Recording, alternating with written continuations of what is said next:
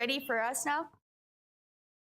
I just did what it's about time. I'll call the order. Please stand for the Pledge of Allegiance.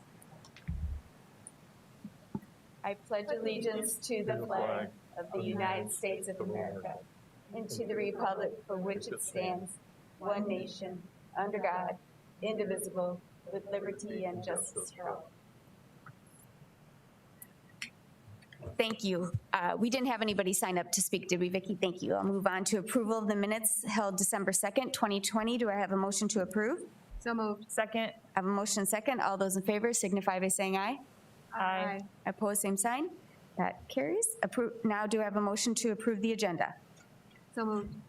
Second. I have a motion and second. All those in favor signify by saying aye. Aye. Opposed, same sign. The agenda is approved. There were no new conflicts of interest presented.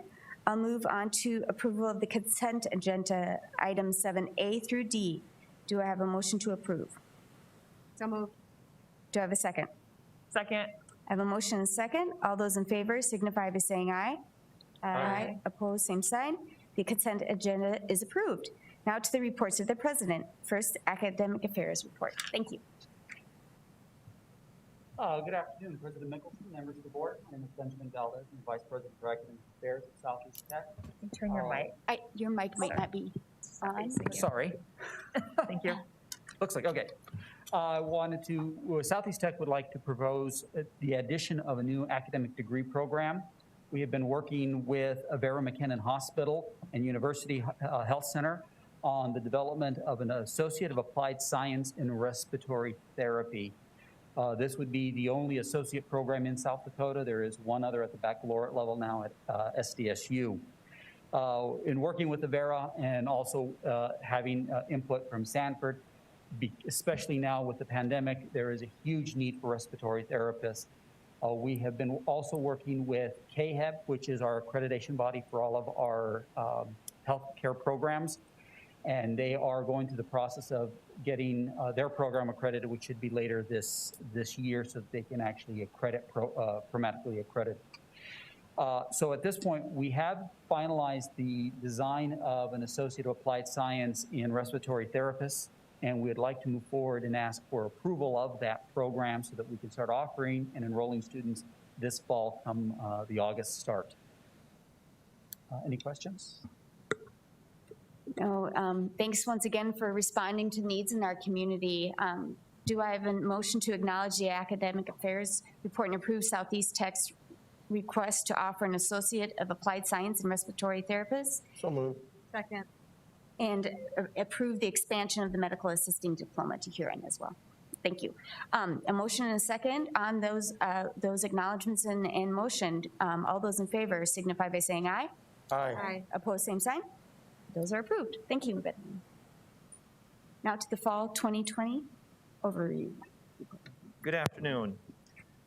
Bob Griggs, President of Southeast Tech. What we thought we'd do today, in that we are beginning January and we have faculty back on our campus for the first time since the Christmas holiday, would give you a recap of the fall semester and then also provide an overview of some of the initiatives that we are going to take on for the spring 21 semester that is going to start next Monday for us. And with that, I thought I would have Dr. Valdez also provide some comments as we go through a few slides.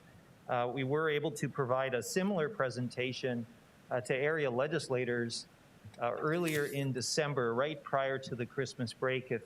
And I know some of you have been at our sector breakfast meetings, our area legislative sector breakfasts, and we take that opportunity to update them on initiatives and kind of give them an overview of how we're doing at Southeast and what issues are coming forward. And we were not able to do that because of COVID, obviously, but we did take the opportunity to provide a Microsoft Teams meeting. We had 13 area representatives that joined us, and so we thought that was informative for them. We provide more or less the same presentation for you here today to give you, again, that same recap and then also look down the road a little bit into the spring semester.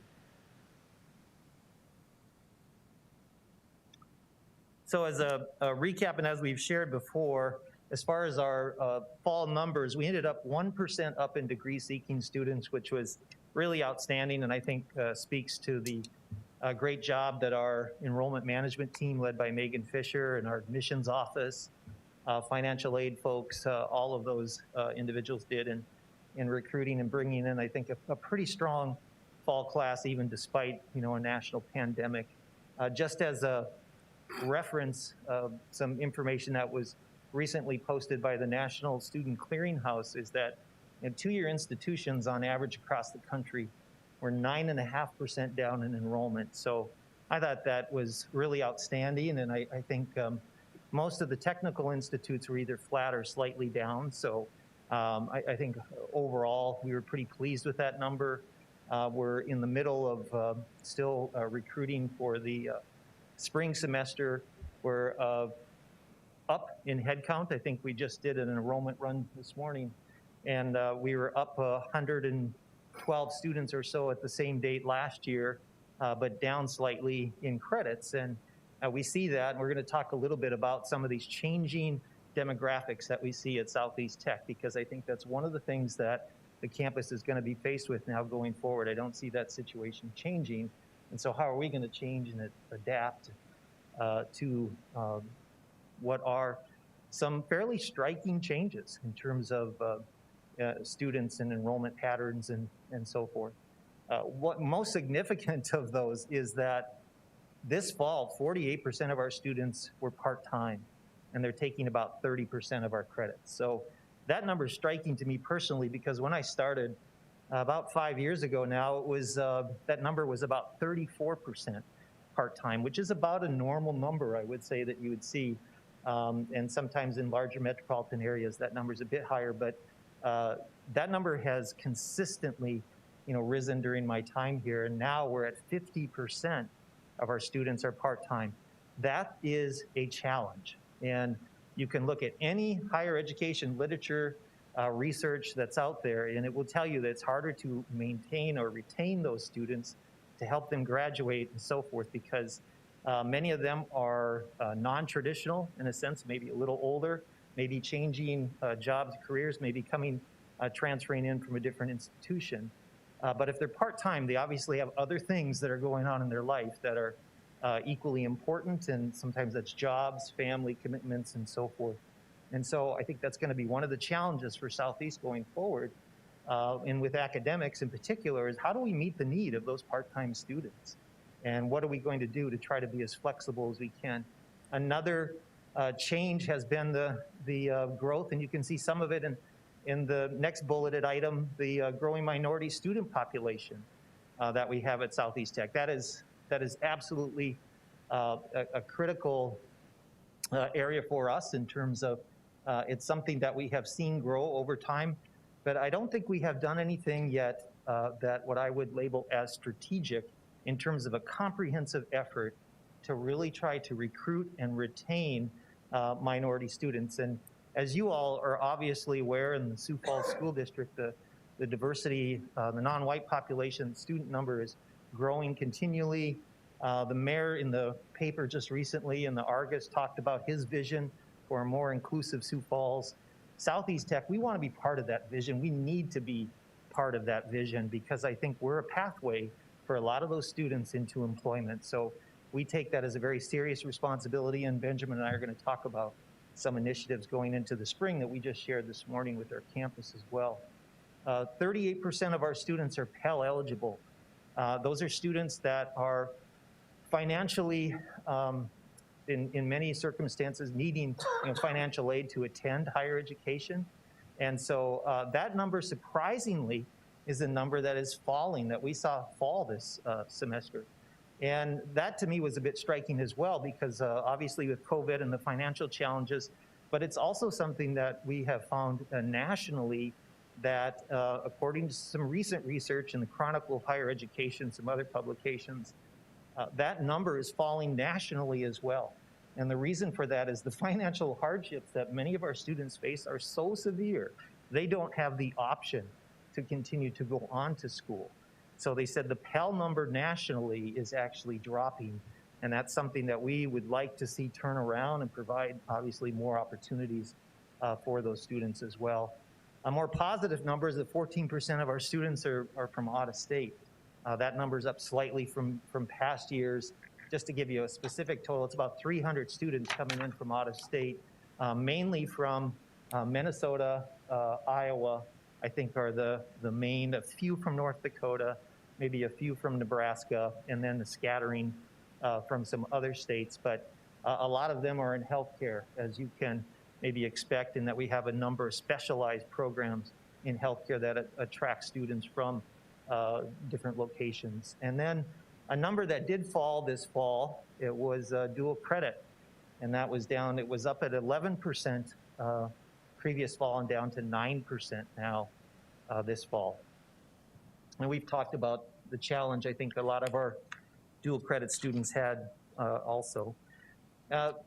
Probably the most positive number that I could talk to you about today, besides just the enrollment, is retention. And really proud to say, we talked about that this morning with our staff, and said, retention isn't just one person's job. It's not just the faculty's responsibility. It's not just the student success counselor's responsibility. It's the responsibility, frankly, of all of us. The custodians, everybody else on campus contribute to that. And so this is an increase. We went up from 72% to 76% this fall, which was really great to see. So that number is headed in the right direction. A little concerned about COVID and potentially how that may impact us now from fall of 20 to fall of 21. But we're going to do all we can, and I think again, just speaks to the quality job that our faculty do, not only in the classroom but outside of the classroom. I think faculty are your #1 retention tool. And if those students do a good job in the classroom, have a good experience with those faculty, they tend to hang around, and many of them finish their programs. And to see a 4% jump in 1 year was really positive. So our student success counselors, also that initiative's been around for about 10 years now, and it's proven to be very, very successful. And some of those individuals have been here in front of you all talking about a number of those different strategies also. Another very positive number that's just fresh off the press here, so to speak, is our 2020 graduates, how they're doing. And right now, our information is that they had a 98% placement rate for our 2020 spring graduates from last spring. So again, very, very strong number. Historically, we'd like to be in that 96, 97% range. And so 98% placements, again, a very strong number. And Build Dakota, one of the things that I think I kind of use it as a metric for us to see how we're doing in terms of industry partnerships. And we've had some great success there with the help of our foundation board, and their involvement to have our record number of 95 industry-sponsored scholarships this year. Of course, this afternoon we had some great news from Governor Noem and Dana Dykhouse from First Premier about the extension of the Build Dakota scholarship moving forward. So in case you haven't heard, it's going to be extended now for 5 additional years. $2 million will be coming from the Denny Sanford, a Sanford contribution, $2 million from the state of South Dakota, $2 million from industry contribution, and that's the industry sponsorship that you see represented through that 95 industry sponsors paying half of those student scholarships at Southeast Tech, or at least for our 95 students there. And then the last part, what was it? The Endowment. Endowment, yes. The South Dakota Endowment Community Fund has done very, very well, thanks to Governor Dugard and that initial investment on the part of the state. And that's repaying at the rate of now about a $2 million contribution per year. So with that, it looks like we'd have about $8 million, per year to distribute, which is just outstanding. And again, it's something that I think having this, it is rare where you can make the comment that receiving a scholarship can be life-changing. I think in this instance, for many of those students, you can absolutely, they will tell you that it is, in fact, a life-changing opportunity for many of them. perhaps I think we're maybe most proud of, at least during my time at Southeast Tech, is we're kind of doing this recap here of the fall and really a lot of the good work that's been done. Has been a lot of the partnerships and collaborations, and I'm going to turn it over to Benjamin to talk a lot about some of these. Thank you, President Griggs. Well, we really value the input from our community and our industry partners, and I think that is reflected in our student placement rate. They see that the graduates that Southeast Tech is producing, our product is a strong product. Our students are able to, upon graduation, enter the workforce and be productive. And by working with industry, we're able to make sure we're being responsive to their needs. You hear a lot of times in education, and especially higher education, move at the rate of molasses. Well, this integration with working with industry allows us to be a little bit more nimble when we see changes. Challenge always have is just funding, being able to get always the newest technology and the newest equipment. But I think there's a lot of things that we can do because of our partnerships. Our partnerships allow us to also come up with solutions when we have issues like that. A good example is our partnership with Vicor and the teleconstruction program. We don't have funds to build a tower program facility on campus. Partnering with Vicor allows us to send our students to their facility and utilize their facility for those specific courses. We're also doing that in our trades program, working very close with the city of Sioux Falls and Habitat for Humanity. Our students are able to go out and actually get, as part of a construction program, renovate and build homes, what they're wanting to do. The nice part about these type of partnerships is these students don't just say, hey, I've studied this, I've learned it, I read about it in a book, I may have done a small little project. They are actually building a portfolio to show an employer, look what I've done. I've been on this construction site. I helped renovate this home, and you can see the quality of my work and what I can do. So it really brings that together. Our Vet Tech program, we're really excited. The construction on that facility finished middle of December, so they're all moved in. We're excited to have students physically in that space come next week. But next semester in fall, we have the large animal component and our partnership with McCrossin Boys Ranch, where students will be able to go physically there to McCrossin Boys Ranch and work with the large animals and get that experience, that knowledge, and that training on site. So working with our partners is important, and we're always trying to be very outgoing and trying to listen to what they have to say.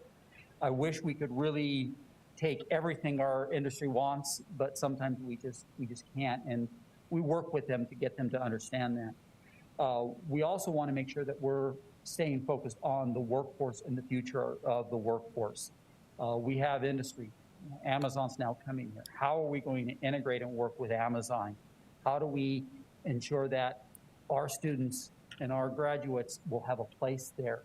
What are they and that means understanding what their needs are going to be. We know some of the things ahead of time, working with the Sioux Falls Development Foundation, working with industry, things like advanced technology, robotics, artificial intelligence, those type of things are coming. So we're already working on trying to figure out what type of programs do we need to do. Do we have an existing program that we need to redesign, retool?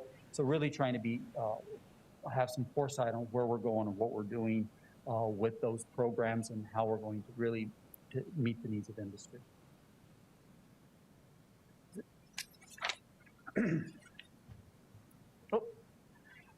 Recognitions and honors. This, we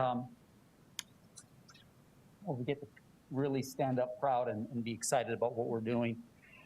Probably the number one thing on this slide is our ranking with the Brookings Institute. That review by the Brookings Institute said that Southeast Tech ranked number 8 in upward mobility of 596 two-year colleges. Upward economic mobility. And when you talk within higher ed, there's a lot of disparity against two-year institutions. Well, you're just getting introductory information. You really aren't able to really move forward and be successful. This shows that the programs, the focus that we have at Southeast Tech, and how we try to be very strategic, allows students to enter programs where they can grow and they have the opportunity for future advancement.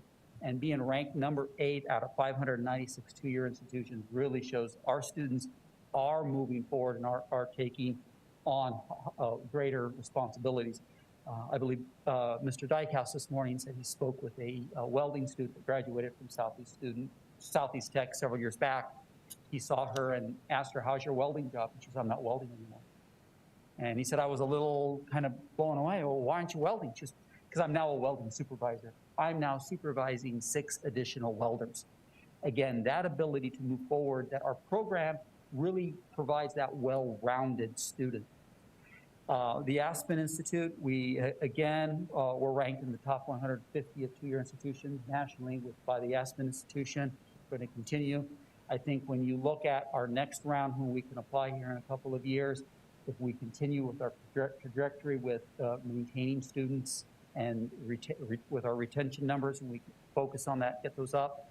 We work to look at how do we integrate working with minority students, first-generation students, low-income students. How do we get them into the system? How do we get them moving forward in a career path?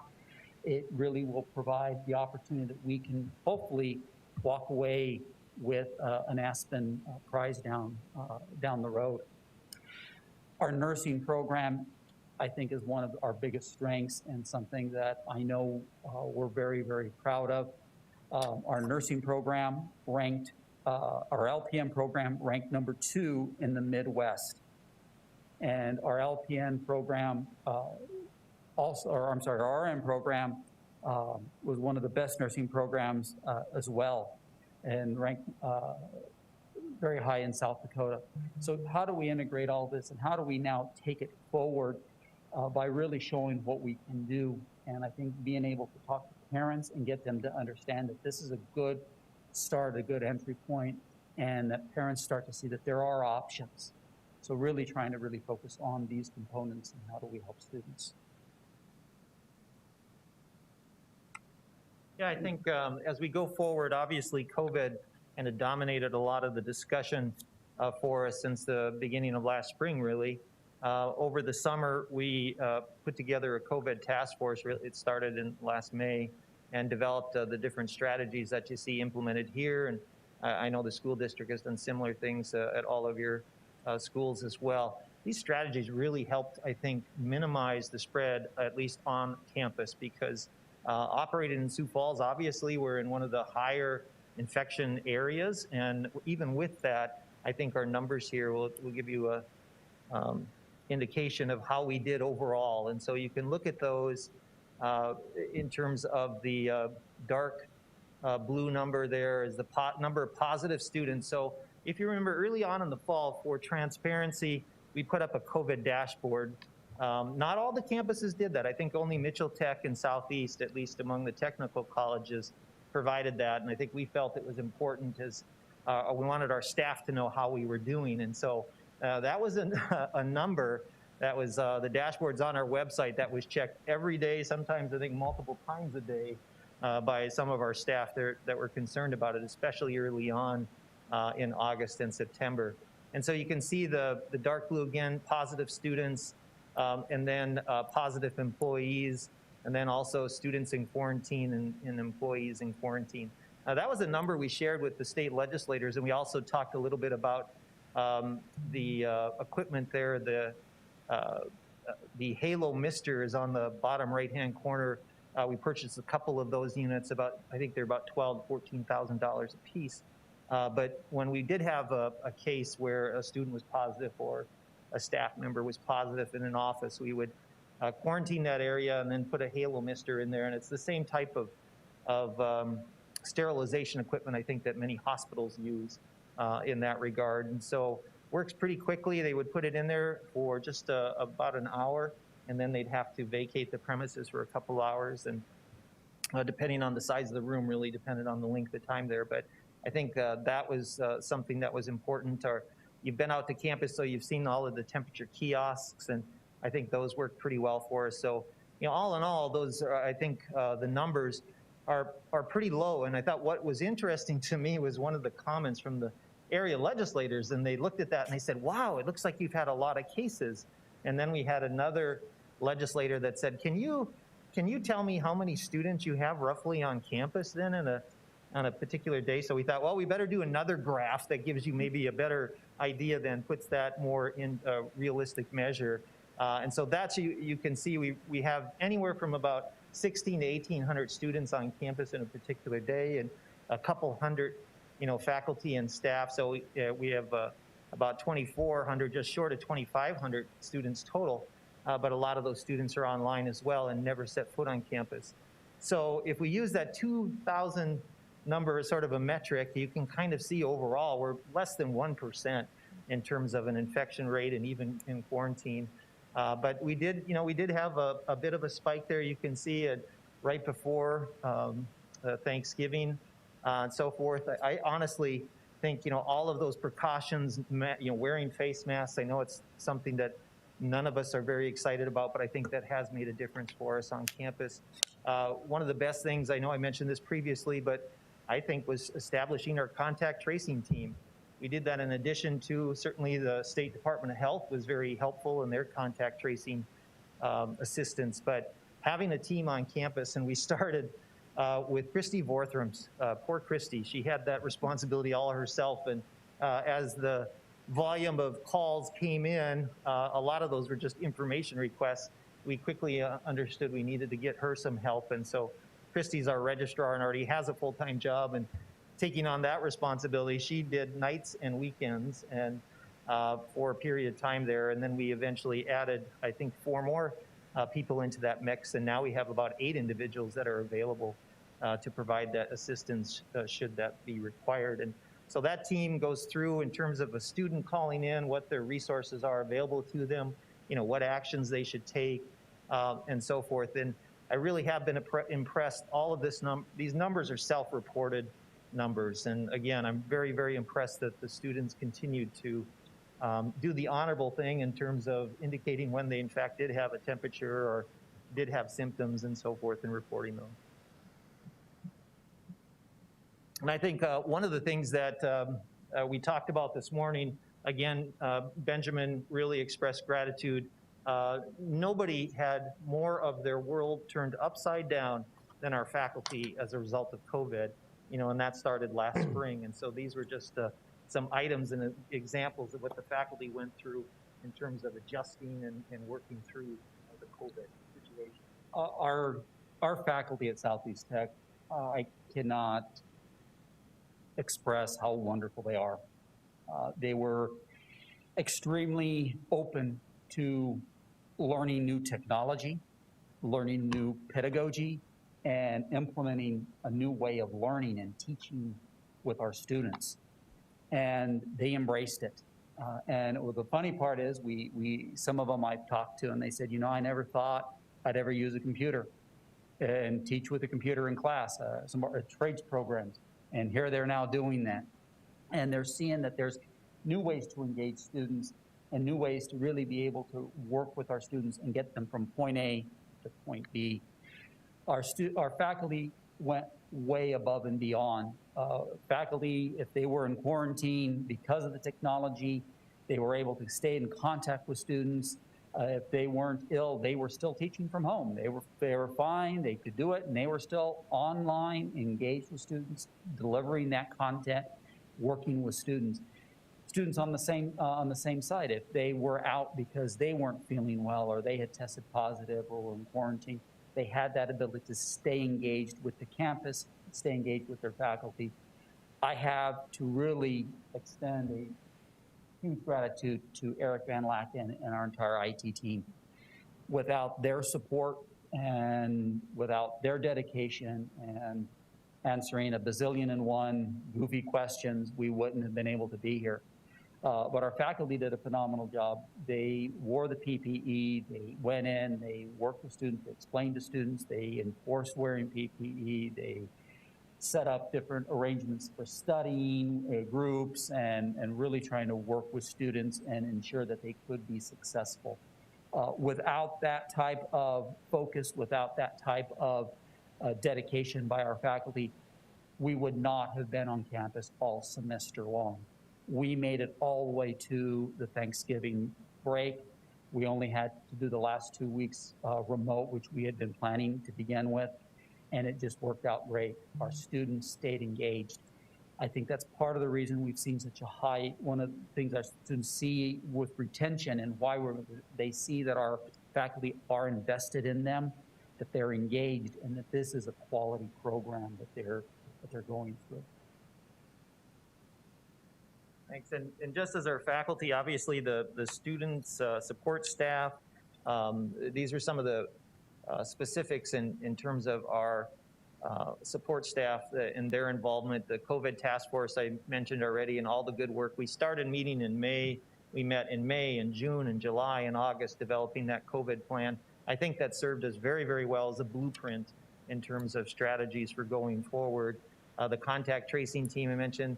Our web developers, Jennifer Lambley and Carmen Landhaus, have done an outstanding job keeping that information current. If you've been on our site, there's a lot of information about COVID-19 and how to respond and the campus's response to that. Admissions and financial aid, they had their world turned upside down as well in terms of the normal way that they would do recruiting. Mandy Fry's our director of admissions, and she has a great staff, Jill Weber, Amanda Schutte, Shannon Firth, Scott Dorman, Ashley Radishak. Those individuals all have done a tremendous job moving from what is typically a face-to-face, in-person opportunity to sit down and talk with students or attend college fairs or campus visit days. All of that now remote or shifted to a virtual type of format. So they've done a great job. The marketing office, that was led by Megan Fisher, and Jennifer Lambley's our marketing lead. And again, the website's been totally revamped. They put up a live interactive campus map for campus tours. There's really a lot of new material that's up on that website, and we're hoping that that obviously pays off as the recruiting strategies for next fall have all been changed as well. And then virtual graduation, President Mickelson has participated in those graduation ceremonies, sharing some positive comments, for our graduates as well. But that doesn't happen without a lot of work. And Christy Vorthrum's our registrar, and Jackie Danielson, the assistant registrar. They clearly led that effort. The student success counselors, again, all of those individuals did a tremendous job with the different meetings. SGA, as an example, our Student Government Association, Chelsea Reich and Elizabeth Harder. I think both of them have been here and talked with you at different times about some of their good work. Paula Hawks with our job fairs and moving all those now to a virtual type of format as well. So everybody's been challenged and I think has tried to do their best in terms of responding to that challenge. Another area and that we have really seen a greater use of, and that's in our tutoring, disability services and counseling services. And Nicole McMillan was just here talking with you about the increase in counseling cases, the largest number of counseling cases that we've ever seen in our history. Steve Herr, the disability services coordinator, the same thing there. The tutoring, the importance of tutoring, especially when there's hybrid courses, is increased. And so Tammy Kerfeld has done a good job there. Our testing center, a lot of this was remote now, and just as an example, we did a quick inventory from August to December tally, and we had 6,963 students that were in taking tests, and they were not always taking just one test. Sometimes there were multiple tests. So that was may have been one of the busiest offices, I think, on our campus with all the great job that Karen Winter did there in leading that effort. Another group that's not up there is our housing staff, and I was just talking today to Andy Van Zanten, our director of housing, and he was talking about the fall semester. And one of the things, if you remember, was that we reserved a couple of the rooms for COVID quarantine isolation space, and provided the opportunity for students to go home if they wanted to, but to also stay if they needed to. And Andy talked about in terms of, they did have positive cases. He said the best thing they did by far was reserving those rooms, because said he was very surprised at all of the students that elected to stay on campus as opposed to, go home. So those students needed a huge amount of help in terms of just how do you get and wash clothes and different things that they just normally, would be interacting with other students. And so Andy, Kim Furstenberg, and Tara Carruthers, that whole group did an outstanding job. So I wanted to make sure to mention them with you all today because, again, outstanding effort in terms of responding to some very, very difficult circumstances. Our custodians have been in the middle of this fight since the beginning. Dan Witham and Dave Arnoldy, our night supervisor, and their whole crew, again, have done a great job.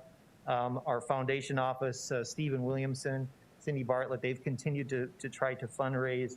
Benjamin just mentioned IT, and that's another area.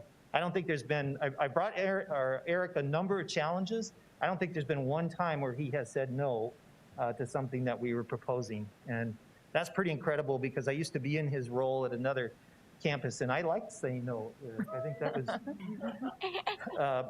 anyway, so he's been extremely positive, and that filters down, and it's a can-do attitude, and I think we have seen that across campus. Some other campus highlights. Benjamin, you want to talk about DMS and LPN, just some recent accreditation visits? Yes, one of the, again, all of our healthcare programs have chromatic accreditation. So we have the regional accreditation through the Higher Learning Commission, and we're going through that self-study right now for a review here in 2023. But a lot of our individual programs also have then very specific accreditation that really helps ensure that they're really meeting the needs of industry and that it's a quality program. Just last month, our sonography program, the diagnostic medical sonography program, went through their reaccreditation process, and they went through that with flying colors. One minor little technical issue that they found, we're able to correct that very quick, nothing major, and we're reaccredited with that program. In addition, our LPN program went through their reaccreditation through the South Dakota Board of Nursing with a complete visit, review. Again, faculty did a knockout job. The faculty just have worn so many hats this last semester, and our LPN program is again reaccredited by the South Dakota Board of Nursing. And I've now given our LPN program the challenge that I want them to have ASIN accreditation, which is the chromatic accreditation, and get that process running, and without hesitation. They've accepted that challenge, and they are now working in conjunction with our RN program, which is ASIN accredited, to have accreditation within the next few years. So we'll hopefully have a self-study to go through there and get that up and running. Can we talk about the talent draft day? One of the things we did is we worked with the Sioux Falls Development Foundation. This is going to be their second year for their talent draft day. And it was supposed to be an off-site event, and they were going to have employers and some schools, and we were going to do some presentations. Well, we had this COVID thing that just keeps popping up and turning things upside down. And at the last minute, literally within a couple weeks of the actual event, we received a call and said, hey, we just can't do this off-site. How can we do a remote? And we said, fine, we'll figure this out. And they actually set up and brought out a video crew, and we had programs highlighted, and they went through different programs. And the programs and students and faculty talked about the programs, they highlighted what they were doing, and they really went above and beyond to really get that up and running, and we did it in just a couple of weeks. What was really interesting with that, and I don't have all the numbers, but this was broadcast virtually to a lot of high schools, not only in South Dakota, but we found out from the Development Foundation that we had a lot of students outside of South Dakota from other colleges and universities, other high schools, watching and participating and seeing what Southeast Tech is doing and highlighted the programs that we have done. So we're hoping that this turns out to also be a very good marketing component. Again, like I said, when you were on campus back in November, you saw close to the end of the dental lab. The dental lab is now up and running. They finished that, and students are working in there. And our vet tech lab renovation, that construction completed, and they'll be again in there next week.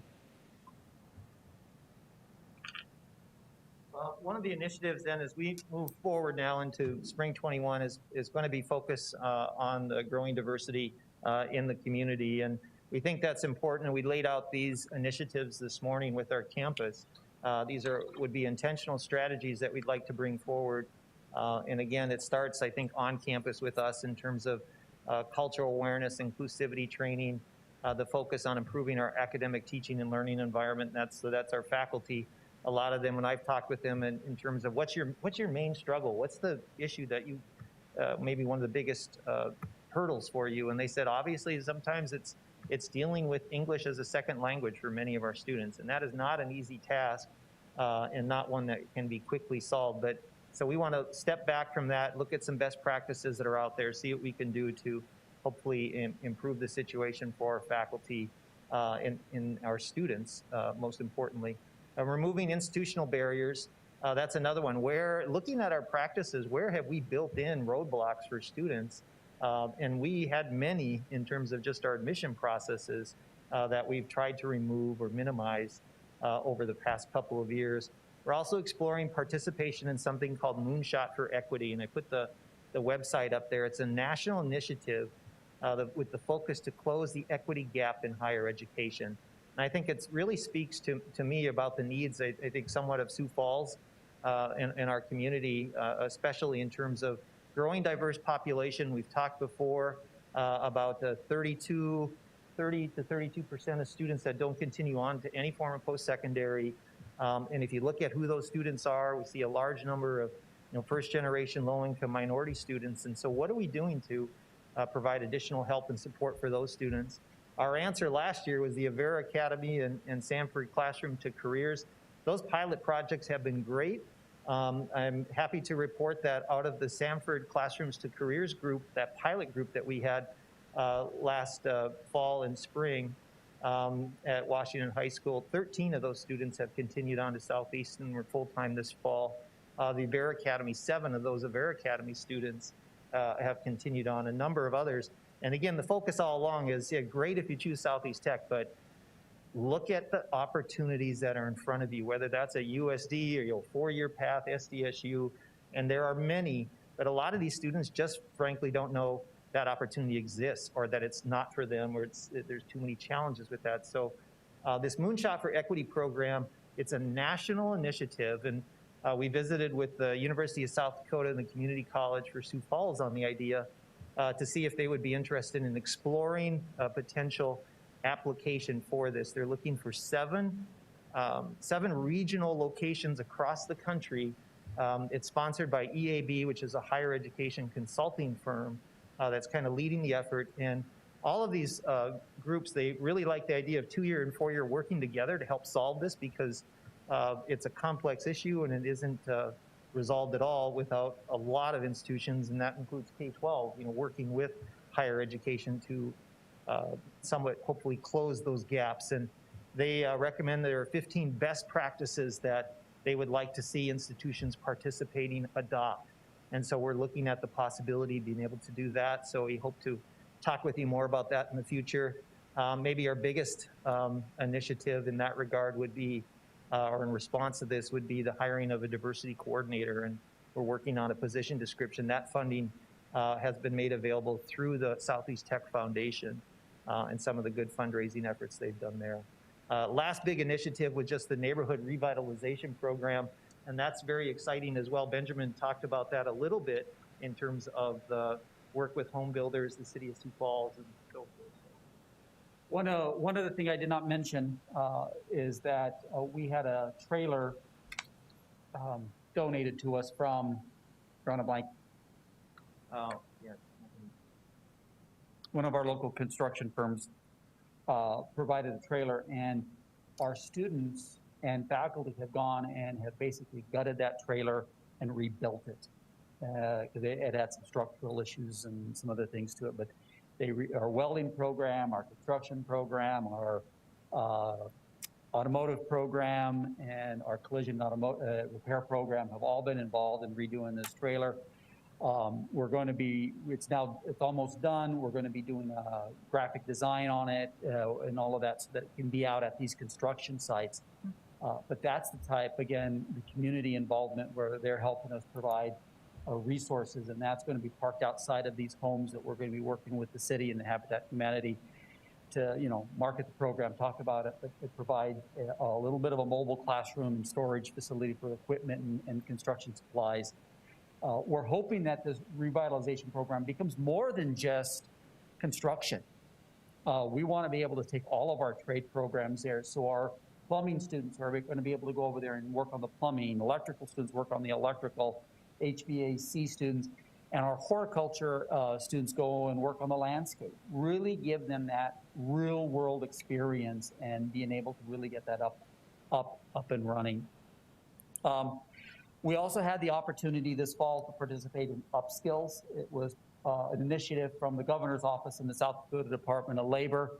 When they first approached us with this idea and the 4 technical colleges talked about it, we kind of like, well, okay, we're not going to sure how this is going to work. We're not sure if we're going to have any students. And for Southeast Tech, it was an outstanding program. We had over 36 students just in medical coding and billing. All of the students, the focus of this program was on individuals that had been displaced because of COVID and were not working and were on unemployment, getting them some training. They wanted them to be short, 1 semester, or at the most maybe a diploma, 1-year diploma. So we looked at a couple programs that were they also wanted to be online. That was another thing. It had to be online so they could do it remote. They didn't want to have them worry about traveling and all that other expense. That's worked out phenomenal. We had IT programs, some of our networking and computer programming programs, and then our medical coding and billing just was phenomenal, and it worked out really good. We're doing it again this spring with them as well. Some of those students have continued forward. Huron Regional Medical Center, we've had the LPN and RN program up there, and they're running really well. They're growing. And we came to you today, and thank you very much. We appreciate approving now medical assisting, working with them, so we're going to be able to move out there and have a larger campus. I wanted to let you know we have submitted the application to the Higher Learning Commission for both Stevens Center, for we're going to have the paramedic program, Sanford Stevens Center, which is on Benson and Cliff, just kind of northeast of there, that intersection. And then Huron as additional locations. So Southeast Tech will have additional locations now. The Higher Learning Commission staff and review committee has given their approval for us to have additional locations and are recommending to the Institutional Action Committee, which meets on the 25th of July, for final approval. We will know early February if that's fully approved, but we anticipate no issues and no problems, as everything has gone very, very smooth with the Higher Learning Commission. We're also working closely with Yankton. We were approached by RTEC and the Yankton High School District to take programs out there. What can we help? How can we, their biggest concern is, how do we retain students in South Dakota? We're losing students as they're going into Nebraska to Norfolk Community College. And then from there, they're being recruited to Omaha, Lincoln, and elsewhere, and they're not coming back.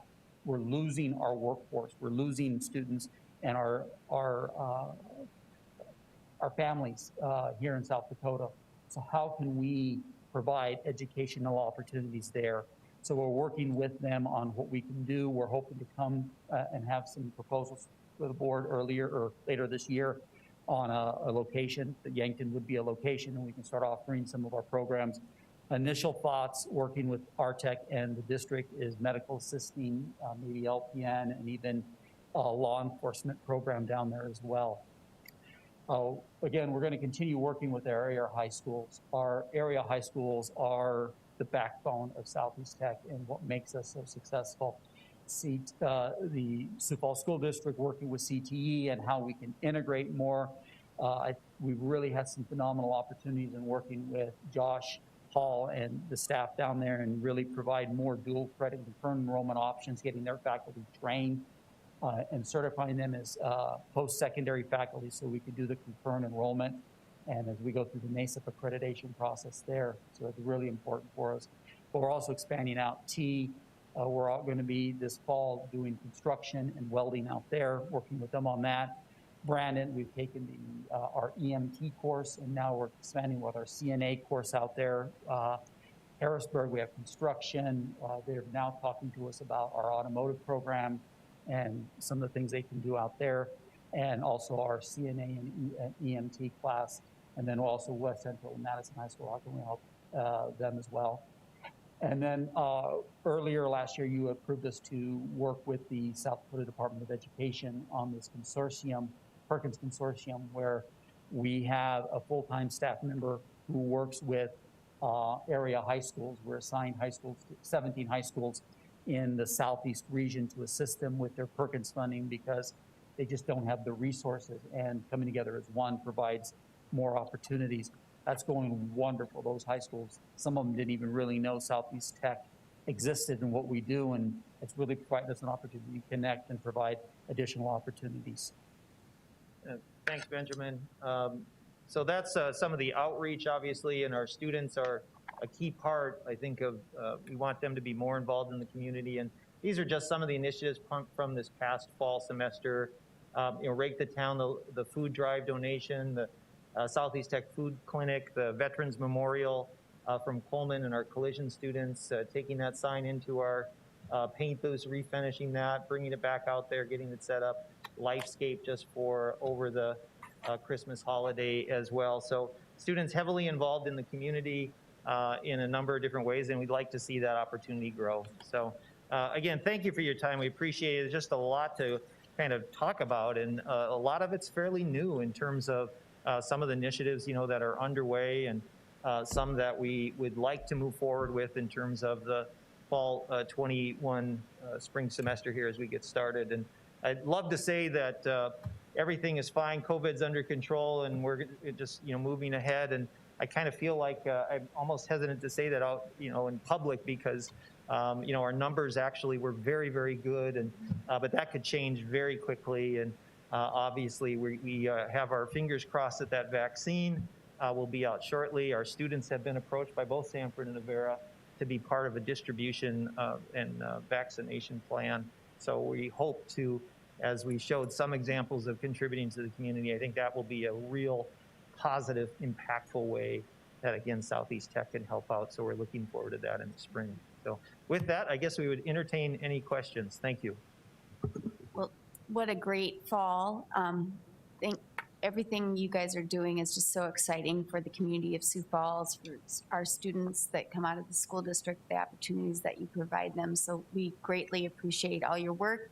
And because we know every new program is a lot more work for you, those part-time students are probably just as much work for you as a full-time student, because you still have all the support services and so forth for them. So thank you for adapting to all that. And we'll do our share to try to push dual credit more in our schools so that we can help with your enrollment and so forth. And we'll keep partnering with you on that. So I think it's been a great collaboration, and you all set the direction, and I hope I can convey that. I don't know if I can convey that strongly enough in the sense that the outreach opportunities, Huron approached us, Yankton has approached us, and we could easily say, no, we're focused, we're focused on Sioux Falls, in Sioux Falls, and the direction I've gotten from all of you has been, no, you're regional. Your mission is regional and it's workforce. So if you can do it in a self-sustaining manner, and that's the way that we've approached it with those potential partnerships, collaborations,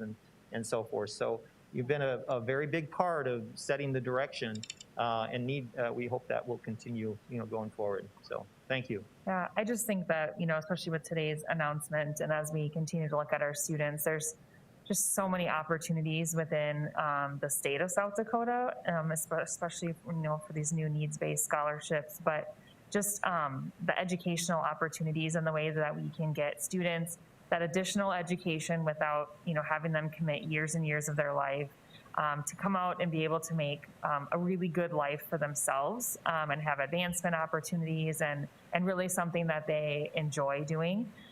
We just need to keep promoting that and helping people to understand, especially here in Sioux Falls, what that opportunity is, not just even for new grads, but for people looking for a change in career too, that they can really commit, 2 years and having a whole nother option available to them to change the direction of their life. So just think we're so fortunate to have so many great programs here in Sioux Falls that can contribute to our community. And so thank you to, your team and all their work. And it isn't easy to come up with new programs. You have to do the relationship building with the hospitals or with the different businesses, and then you have to put together your plan and it has to get approved. I mean, those are all big steps to take. And so to go from an idea to actually launching something in not very much time, it takes a lot of effort, but I certainly think it's going to have a lot of payoff as well. Yeah, thank you. You said you had a lot to talk about. There's a lot to be proud of too. Yeah. And your enthusiasm, your staff's enthusiasm, I think really has a lot to do with the success over the last couple of years of what we're seeing, the growth and the great programs. And I just think you guys make the difference. So thank you. Well, thank you. It's fragile. I can say that. And it is, at times it feels week to week, to be honest, with COVID. I'm sure an experience you all can relate to. So, I want you to know that we are working very hard, and we will respond and do our very best. And the Sioux Falls School District is an integral part of absolutely everything we're doing. And there's some exciting things that we're just beginning to have conversations about with the school district, and new ways to partner in terms of summer opportunities. And so there's, I think we're, I'd like to think of it as kind of coming up over the top of this hill, and we've been pushing that big boulder for a long time, and you guys are all, well aware of that, and we have a ways to go yet. But I think with these kinds of partnerships and collaborations, I think we can do this all much, much better and easier together than trying to do it off on our own out there by ourselves, which is a formula that never works, in higher ed and in many situations. So of all things, I think I'm the most proud of the partnerships, collaborations, because I do think that's the future of higher ed. And if you don't do that in higher ed, you're not going to be in existence very long. So anyway, again, thank you. Thank you very much. Do I have a motion to acknowledge the fall 2020 overview report? So moved. I have a motion and a second. All those in favor signify by saying aye. Aye. Opposed, same sign. That is approved. Do I have a motion for adjournment? So moved. Second. I have a motion and a second. All those in favor of adjournment signify by saying aye. Aye. Aye. Opposed, same sign. We are adjourned. Could I have the record reflect that we started 10 minutes late so that Yes. we're over? Yeah. And that was our fault. Thank you.